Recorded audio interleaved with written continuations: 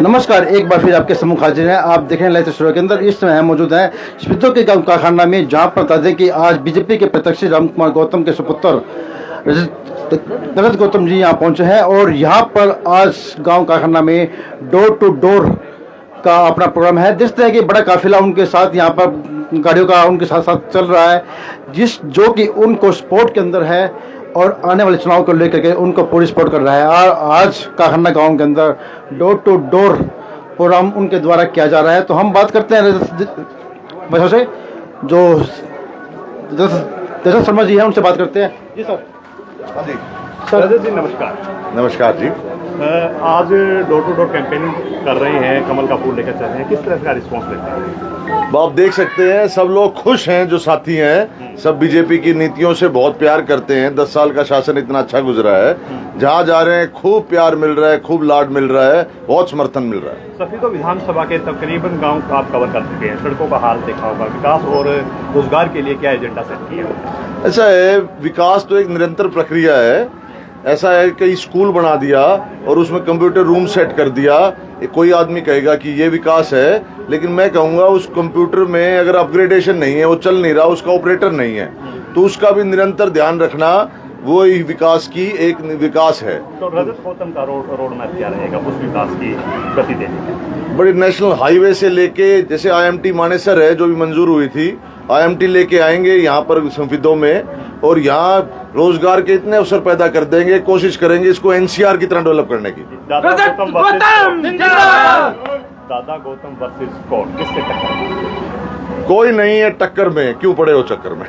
एक video viral आपने सुबह साझा की थी कि श्यामलाल सरपंच जो मुआना के हैं, उन्होंने एक अपील की है कि जो पैसा बांटेगा, दारू बांटेगा, उसको हम वोट नहीं देंगे। उसको लेकर क्या करें? ऐसा है, जब से इस हल्के में आए हैं तब से एक ही चीज है कि बाकी प्रत्याशियों ने माहौल बिगाड़ा हुआ है।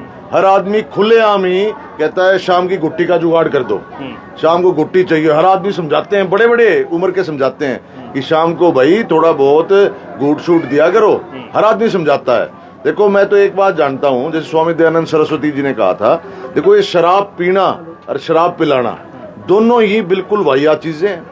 जो शराब पीते हैं इस तरीके से जैसे वो पी रहे हैं लोग, तो सड़कों पे पड़े रहते हैं, उनके बच्चे रुड़ जाते हैं। हम सब जानते हैं शराब के क्या क्या नुकसान है। और शराब पिलाकर और वोट लेना, पैसे खिलाकर वोट लेना निहायत नीच काम है। मैं इसकी घोर भर्त्सना करता हूँ, निंदा करता हूँ। और जितनी मेरी माताएं मैंने देख रही हैं, खास तौर से जो इस वीडियो को देखें, वो मेरी उनसे हाथ जोड़ के प्रार्थना है कि अपने पति को भी समझाना, अपने बेटे को भी समझाना, अपने भाई को भी समझाना है, क्यों घर बर्बाद कर रहे हो। वो बच्चों वो शराब नहीं पी रहे, वो अपने बच्चों के भविष्य का खून पी रहे हैं। ये तो बीजेपी एक ऐसी पार्टी है जिसमें बिना पैसे के और बिना सिफारिश के नौकरी लग रही है। अरे थोड़ा समझ जाओ, कहाँ अपने बच्चों के भविष्य के साथ खिलवाड़ कर रहे हो। तो मैं आज भी यही हूँ, मैं सारे जितने भी लीडर हैं, मैं मुआना गाँव के सरपंच, और मेरी इस मुहिम के बाद जो इस मुआना के जिला पार्षद हैं विकास जी, उन्होंने भी एक लेटर जारी कर दिया है, मेरे पास है, मैं अभी शेयर भी करूंगा। उस लेटर में उन्होंने कर दिया है कि वो भी यही करते, प्रस्ताव पास करा है कि जो भी दारू पिलाएगा हम उसके साथी नहीं है, उसका बहिष्कार करेंगे सामाजिक। जो विपक्ष में है वो लगातार एक लंबे 200 गाड़ियों के काफिले लेकर चल रहे हैं, आप वही 5 गाड़ी लेकर चल रहे हैं क्या? ऐसा है जी, ये तो मैं नई जगह पहली बार आ रहा हूँ। मैं जब दोबारा कारखाना में आऊंगा तो हो सकता है मैं खुद की गाड़ी में ही आऊँ। ऐसा है, भारत माता की जय। ऐसा है, 200 गाड़ियों का काफिला किस लिए लेके जा रहे हैं? क्या उन्हें वहां ऐसा लगता है कि उस गांव में जाएंगे तो कोई लोग नहीं मिलेंगे, अपने साथ लोग जुटा लें?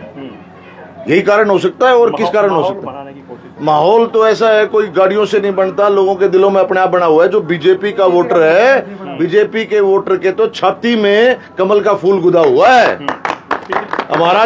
हमारे जो लोकप्रिय मुख्यमंत्री हैं, आज तक हरियाणा में ऐसा मुख्यमंत्री न पैदा हुआ, और भगवान उनको लंबी उम्र दे और बहुत लंबे समय तक राज करे। उनके शासनकाल में 36 जाति का आदमी बहुत खुश है। तो विधानसभा के तकरीबन गांव कर चुके हैं, आज और कितने पेंटिंग है जहां पर?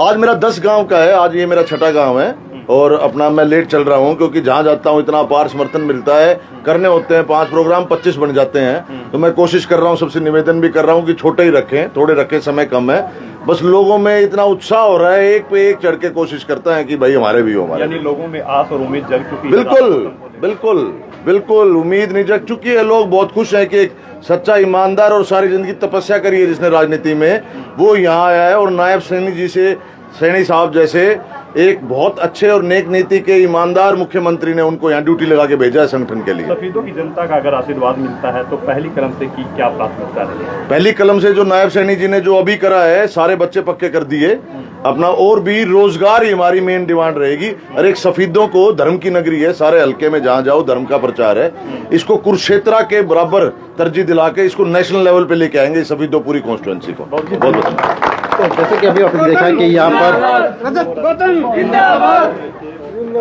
अब भी आप सुन रहे थे बीजेपी प्रत्याशी रामकुमार गौतम के पुत्र गौतम को, जिन्होंने बताया कि लोगों के दिल में जो कमल है वो गुज चुका है और लोगों ने पक्का मन बना लिया है कि एक बार फिर अब की बार हैट्रिक लगने वाली है और बीजेपी की सरकार आने वाली है। तो देखते रहें और इस खबर को अधिक से अधिक शेयर करें। और आपके चैनल के दर्शकों को राम राम। आप आम आदमी पार्टी में एक दिग्गज नेता जी, आसपास एक ऐसे माहौल, हमारे को बीजेपी के हमारे साथियों को और हमारे को काम पसंद आए कि बिना खर्ची बिना पर्ची हरियाणा में छत्ती बिरादरी के लड़कों को रोजगार मिला। और पहली सरकार में किसी ने मैस बेचनी पड़े थी, किसी ने किले बेचने पड़े थे, किसी ने ब्याज पे पीछे लाने पड़े थे, सबको रोजगार मिला बिना खर्ची बिना पर्ची बिना सिफारिश के मिला।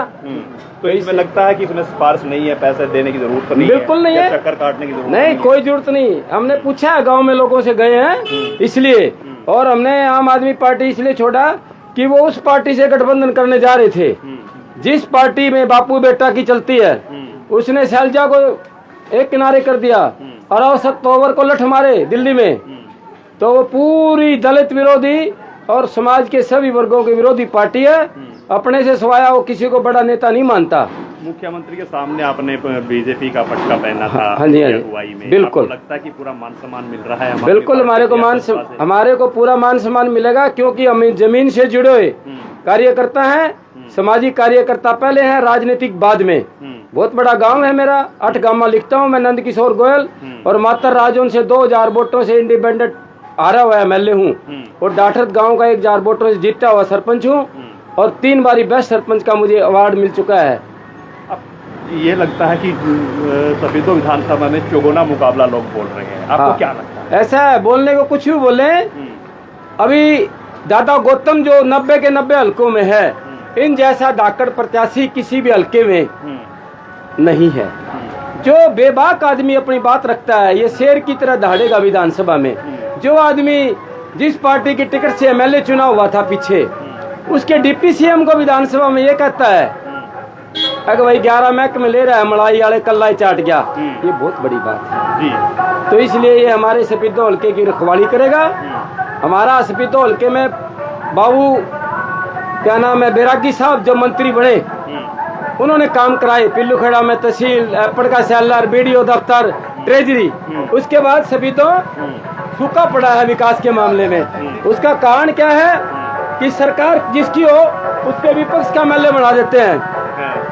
तो अब की बार लोगों ने मन बनाया है, दिल्ली में सरकार बीजेपी की है, खूब थैली देगा मोदी ग्रांट की नायब सैनी को।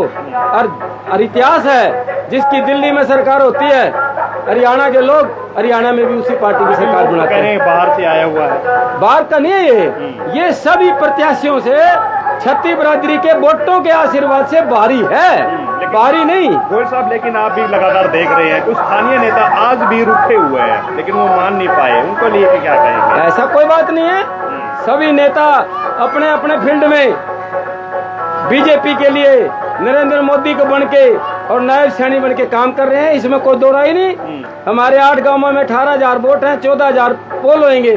वहाँ की छत्ती बिरादरी की जनता कह रही है, मैं नहीं, मेरा तो 1 वोट है, परंतु वो कह रहे हैं कि अब की बार हम 10,000 वोट इन 8 गांवों में देंगे। मैं अपने गांव के नाम के आगे लिखता हूँ नंद किशोर गोयल 8 गामा, जो मेरी जन्मभूमि, बहुत बहुत धन्यवाद। और 72 गाँव मेरी कर्मभूमि। तो ये थे हमारे सामने नंद किशोर गोयल, जो कि पहले आम आदमी पार्टी में थे और इन्होंने अभी मुख्यमंत्री के साथ के सामने उन्होंने पटका पहन करके बीजेपी ज्वाइन की थी, और अब रजत गौतम के this door to door campaign में उनके सियासत कंधे से कंधा मिलाकर चल रहे हैं। तो आप देखें स्पीडो के काम कारखाने से शेयर करते रहे और इसे अधिक से अधिक कमेंट भी करें। नरेंद्र गौतम बहुत सालों बाद मंत्री बनेगा। आज